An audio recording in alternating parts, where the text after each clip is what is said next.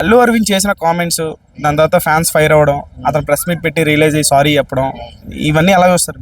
అంటే అక్కడ పొరపాటున నోరు జారిన విషయం ఏంటంటే, దిల్ రాజు ఒక సినిమాని ఎలా పెట్టాడు, ఒక సినిమాని ఎలా తీశాడు అంటే అది ఎలా అర్థమైందంటే, ఫ్యాన్స్కి ఎలా పోర్ట్రేట్ అయిందంటే, అంటే మా హీరోని తగ్గించాడు దిల్ రాజు, ఇంకో హీరోని పెంచాడు అన్న కేటగిరీలో దాన్ని చూశారు కాబట్టి అల్లు అరవింద్ని చూసారు. మాట్లాడిన విధానం అలాగే అనిపించింది.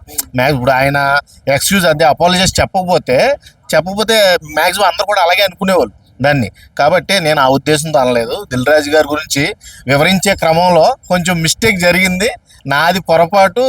ఈ విషయంలో ఏమన్నా ఫ్యాన్స్ అట్టయితే నేను క్షమించండి, నేను ఆ ఉద్దేశంతో మటుకి మాట్లాడాల. చరణ్ నా కొడుకులు అంటాడని ఎక్స్ప్లెనేషన్ ఇవ్వడం అది అంతా కూడా బాగా అనిపించింది. ఆయన ఎక్స్ప్లెనేషన్ కానీ ఇవ్వకపోతే ఖచ్చితంగా పెద్ద రచ్చ అయ్యేది, చాలా పెద్ద రచ్చ అయ్యేది. ఎందుకంటే ఇది గ్లోబల్ లెవెల్లో ఉన్న ఫ్యాన్స్ అందరూ కూడా ఫైర్ అయ్యేవాళ్ళు అరవింద్ మీద.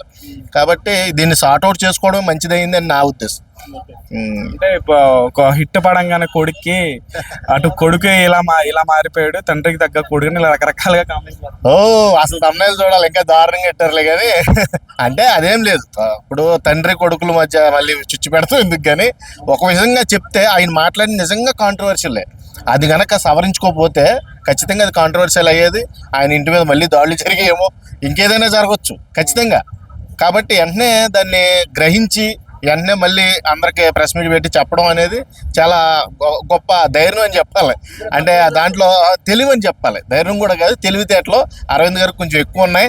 తొందరగా రెస్పాండ్ అయ్యాడు అని చెప్పుకోవచ్చు. ఈ రెస్పాండ్ అవడమే ఇప్పుడు ఫ్యాన్స్ కొంచెం చల్లబడడానికి కారణం. పృథ్వీ గారు